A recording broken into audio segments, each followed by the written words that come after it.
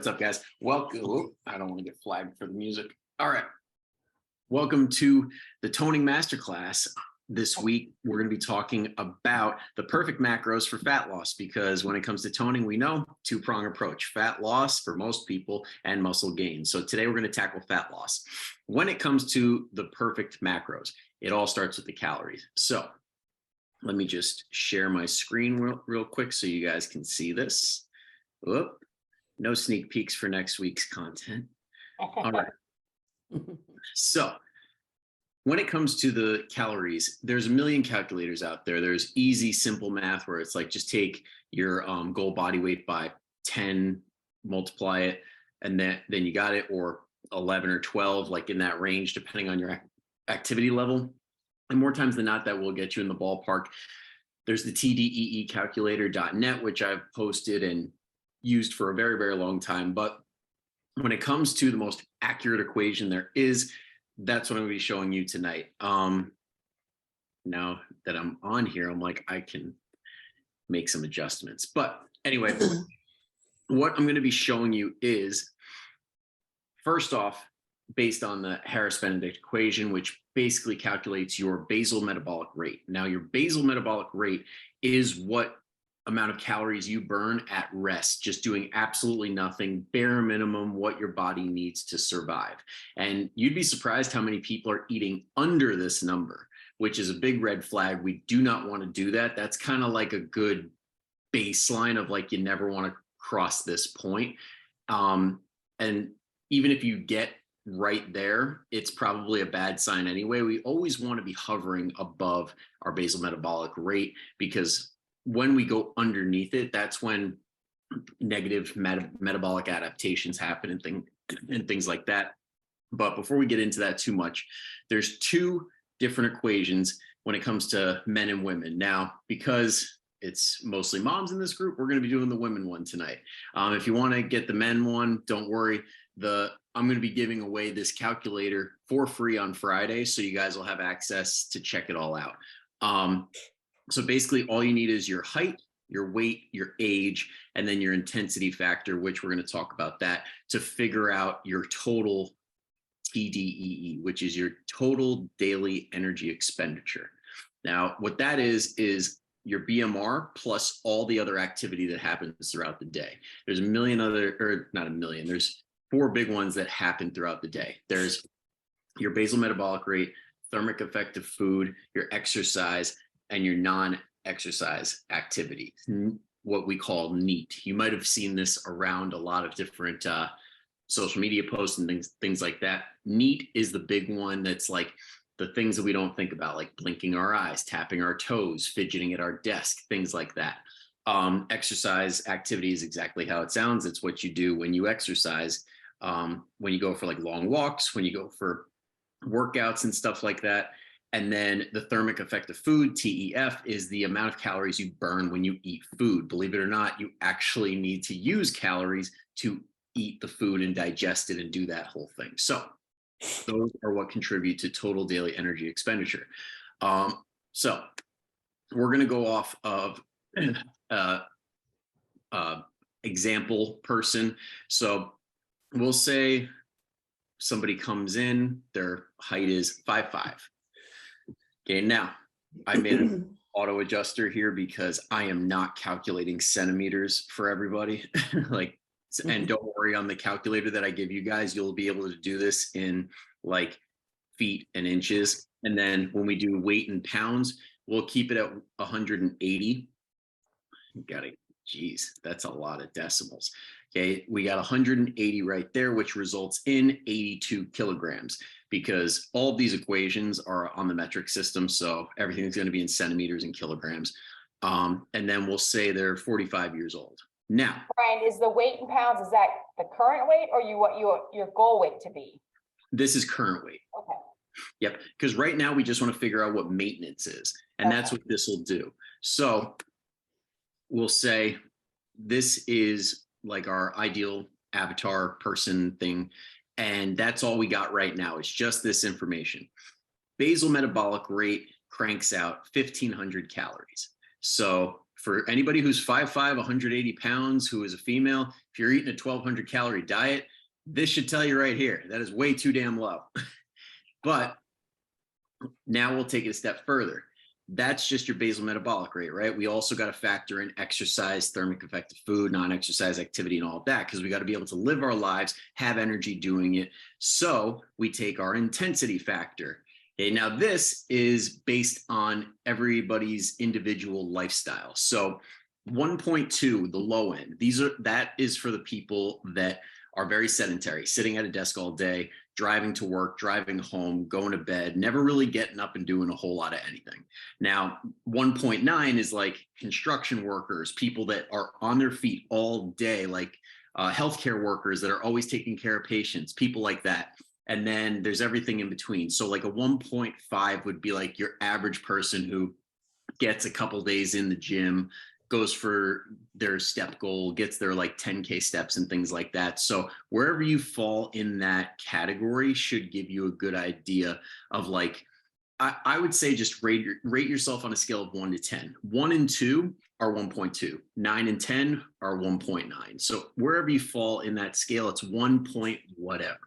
So let's say average person has an office job, goes for walks every once in a while, doesn't really do a whole lot of extra exercise, maybe once a week. We'll call that like a 1.3. So now our TDEE is at 1,992 calories. This is how many calories you should be able to eat while maintaining your body weight at 5'5", 180 pounds, 45 years old, with that intensity factor of 1.3.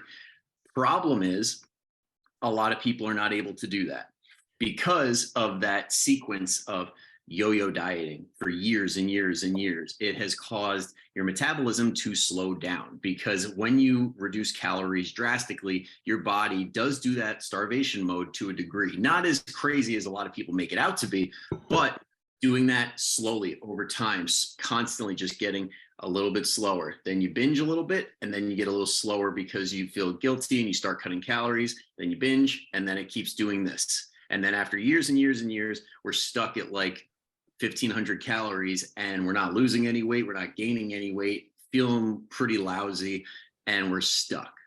So that's where we get into the reverse dieting that I have been pounding on the past couple of weeks. And we want to get that level back up to at least your TDEE. And then for some people, the lucky percentage of people can go past that and maintain their body weight, because it works both ways. Your metabolism can adapt in a positive fashion too, where you burn more calories than this number right here.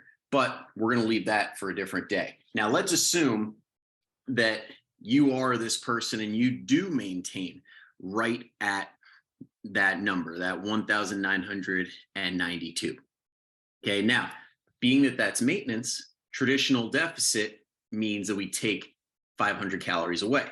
Now, this right here, this is not enough calories, because when we subtract that 500 calories, we are now at basal metabolic rate.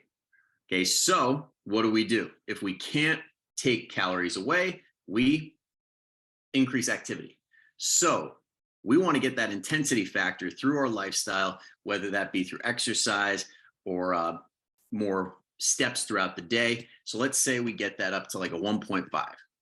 We got a whole lot more calories to work with right here. Okay, this is why exercise is so damn important. It gets us to the place where we need to be so that we can do things like this. And this is also why when you go into like weight loss clinics and stuff, they put you at ridiculously low numbers, because they're going off of these numbers, but not including exercise. So when you bump that up, this is the number we got. Now, when we take that 500 out, we are now left with 1,700 calories. Okay, so that would put us at a 1,700 calorie for a 1 pound weight loss per week deficit. So that is the number that we are basing all of this off of. When it comes to figuring out your macronutrients, the first thing we want to start with is protein. Okay, now protein is 4 calories per gram. So we want to get about 70% to 100%, so 0.7 to 1.0 of our goal body weight. Okay, because in an ideal world, we want this to be lean body mass, but assuming a lot of people cannot just hop in a DEXA scanner or like get it access to an in-body, which some gyms do have, but let's say you don't have that, then we'll take our goal body weight. So let's say this person who is 180 pounds wants to get to 140 pounds. Okay, so we'll take our calculators out, 140 pounds, and then we're going to multiply that by 0.7. That gets us 98 grams of protein. Okay, now, because it's 4 calories, multiply that by 4. 392. All right, so we got calories, grams. Then the next thing we want to figure out is not carbohydrates, it's fats. Now, when it comes to fats, this and carbs too, these are very, very personality, lifestyle dependent. Assuming nobody here is a crazy CrossFit athlete, professional football player, MMA fighter, like you don't really need to go to the extreme. Like unless somebody's like a bodybuilder or something, like you really don't need to go to the extreme. It's more so figuring out where most of your days fall. Because in reality, we could just stop here. We could just say, all right, you're going to get the 1,700 calories, 98 grams of protein, call it a day. And most people here will have incredible success and be able to lose all the weight that they want. But I'll give you a little extra. We're going to go that extra mile just so you guys know. Okay, so with fats, we want at least 20% of our calories to come from fats. Okay, so we'll take that 1,700 calories, multiply it by 0.2, and that would get us 340 calories. Okay, and this is on the low end. You could always go up. There are keto people doing 75, 80%. So you could do that too. Okay, now, because fats are 9 calories per gram, you multiply 340 by 9, which divide it by 9. Jesus, it's been a long day. You divide it by 9, which gets us about 38 grams of fats. Okay, now here's where the real math comes in. We take these two numbers right here. We got 392 plus 340, which gives us 732 calories that we're already budgeting towards protein and fats. Now, Tracy, I see with the pen and paper. Can you guess what we're going to do next? What's that? Can you take a guess at what we're going to do next? You're gonna add the calories from fats and protein and then subtract that out of your 1,700 total? Yes, you are 100% that gives you your correct. Carb calories. Yes, and because you're correct, I'm paying for your coffee tomorrow. You just won yourself a Starbucks gift card. Congratulations. Okay. All right, so we take that 732 and subtract it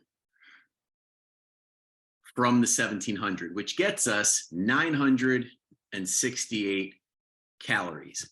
And carbs, just like protein, are 4 calories per gram. So we're going to take that 968, divide it by 4, and now you got 242 grams of carbohydrates. And now those are your macros. Now, the one macro that I left out here is alcohol. And that is the magic one that everybody kind of like turns a blind eye and they're like, well, there's nowhere for me to put it in my tracker. So does it count? Yes, it counts. Alcohol is 7 calories per gram. Now, because alcohol comes from sugar, usually it's a good idea to take this from carbohydrates. So if, say, your Michelob Ultra is 100 calories, try and budget that into your carbohydrates. But at the end of the day, if the calories add up and it's just one day out of the week every once in a while, then totally fine. But if you're a college kid trying to work the numbers and really make it work so that you can go binge drinking, then yeah, that's probably going to have some negative side effects. And this also neglects to mention how every macro is different, every calorie is different as far as the response to your body. So especially alcohol, you can fit it into your calories, and yes, it will result in losing weight. But if you're drinking that glass of wine or 2 glasses of wine every single night, and your sleep is getting impacted, which is then going to mess with your hormonal health, which is then going to mess with your energy levels, which is then going to mess with your exercise activity the next day, there can be negative consequences. So you can have alcohol in minimal doses, but just know that if you're going to put it into the equation, it's not as simple as calories in, calories out. So I hope that was simple enough to follow along. I hope that I didn't confuse anybody, and I'm recording this, so if you have to rewind and watch it over again, feel free. But now that's my spiel. If you guys have any questions for me, I'm happy to answer. On the protein, you decided to go to the 0.7. Why 0.7 versus like a 0.8 or 0.9 of the goal body weight? Good question. I always start at the very lowest because getting enough protein is usually people's hardest thing that they have to figure out when they start their fitness journey. So I try and set it as low as possible. But if you naturally eat like a lot of protein, I would set it at the 1 and call it a day, because there's even studies that suggest going as high, like for bodybuilders, for example, going as high as 1.25, because when you're in a calorie deficit and you increase protein intake, it helps reduce the amount of lean body mass lost during a diet. Okay. Assuming you're also exercising, because exercise is really the big one as far as keeping muscle. So if we get this on Friday and then we kind of figure it out, and I'm still at that 1,700 calorie low end range, and I can adjust my macros in my FitnessPal to be what that calculation is. Mm-hmm. Okay. Yep. But again, I would just put your own stuff in, because right. I know I'm definitely not 100% using your stats. So I would just double check and make sure all of your own numbers add up. And honestly, I'm going to crank it out to do this by itself, so you guys don't have to calculate anything. Okay. All right. And this comes with a disclaimer of feel free to mess with the fats and carbs, because honestly, everybody watching this right now, I'd almost rather not track carbs and fats.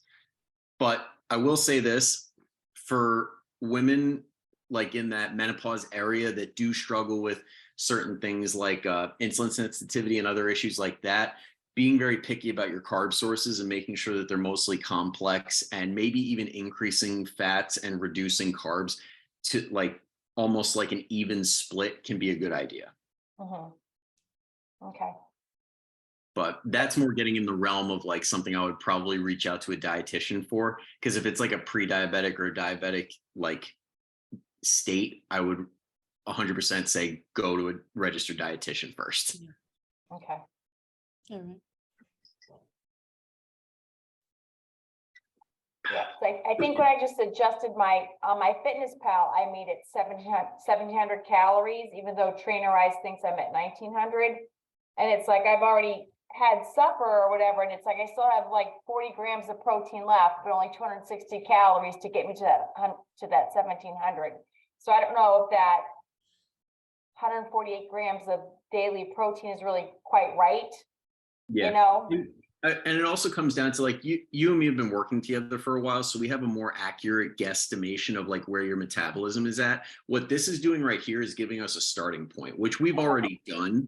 So this is like the foundation of like figuring out where to start. But I will say this, there's going to be a lot of people that do use this calculator and it cranks out numbers, and they're probably going to gain weight eating the calories that it gives them, because so many people have done that vicious cycle of yo-yo dieting for years. And that's where having a experienced professional come in, like a coach or personal trainer or something, and be like, all right, listen, like, let's get a food log. Let's see where you're at. Because what I use this for is when I see your week of eating and get like a guesstimate of how many calories you eat during that week, and then see what your weight does, and then compare it to this, it gives us an idea of what direction to go. So if like somebody comes to me with these metrics and it spits out, you should be eating like 1,700 calories, but they've been eating 1,200 calories for the past 3-4 months and they haven't been able to lose a pound,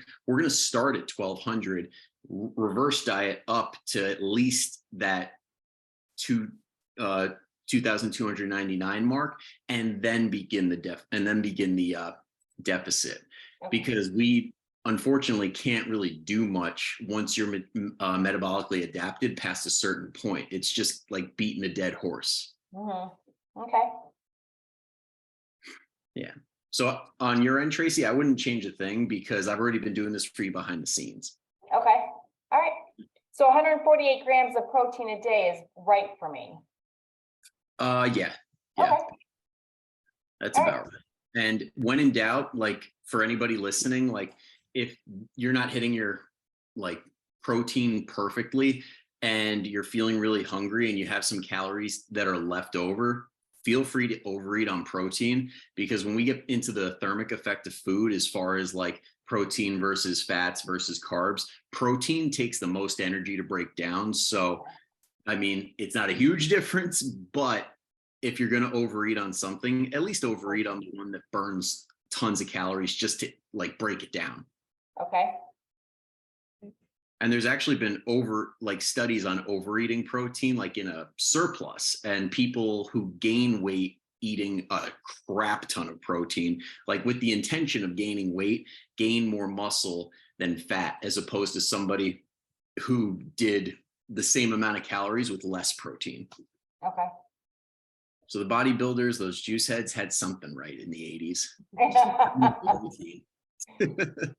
I wouldn't say go to that level, because you're going to need the help of like digestive enzymes and a bunch of other crap. But if you're going to like 300-400 grams a day, but yeah, for the average, I would say for the average mom watching this right now, if you could get in the ballpark of like 140 to 160 grams of protein, or if you want to overeat and go to like 200, I would say if you don't have any kidney issues or anything that would get in the way of that or make it dangerous, go for it. Okay. Because you're going to feel stuffed. Like you're going to be like bloated beyond belief and lose a ton of weight.